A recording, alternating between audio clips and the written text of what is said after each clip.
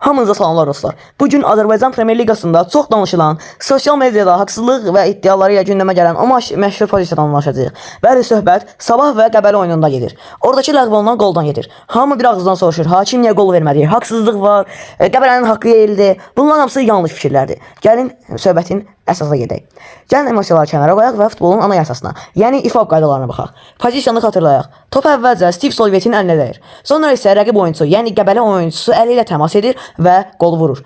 Çoxunuz deyir ki, ilk öncə Sabahın oyunçusunun, yəni Steve Solvetin əlinə dəymişdi. Niyə oyun davam elədi?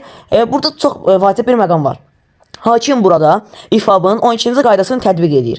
Bu qaydada deyir ki, əgər hücum edən oyunçu topa əli ilə toxunubsa, hətta bu təsadüfən olsa belə və dərhal qol vurulubsa, o qol ləğv edilməlidir. Yəni bizim oyunçunun əlinə dəyməsi rəqibin əllə qol vurmasına bəraət qazandırmır. Və Steve Solveti nəzər yetirsək videoda, Steve Solvet əli təbii vəziyyətdə idi və dərhal sonra əlini bağlayır.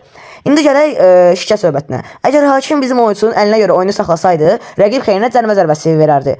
Amma rəqib hücumu davam etdirib. Özü də əllə oynadığına görə hakim ən son və ən böyük xətanı, yəni əllə vurulan qolu cəzalandırıldı. Bu dünyanın hər yerində var. VAR protokolu da tam olaraq bunu tələb edir. Qısaca dostlar, ortada bir haqsızlıq yox, sadəcə qaydalara riayət var. Ona görə danışarkən daha düzgün və dəqiq danışaq.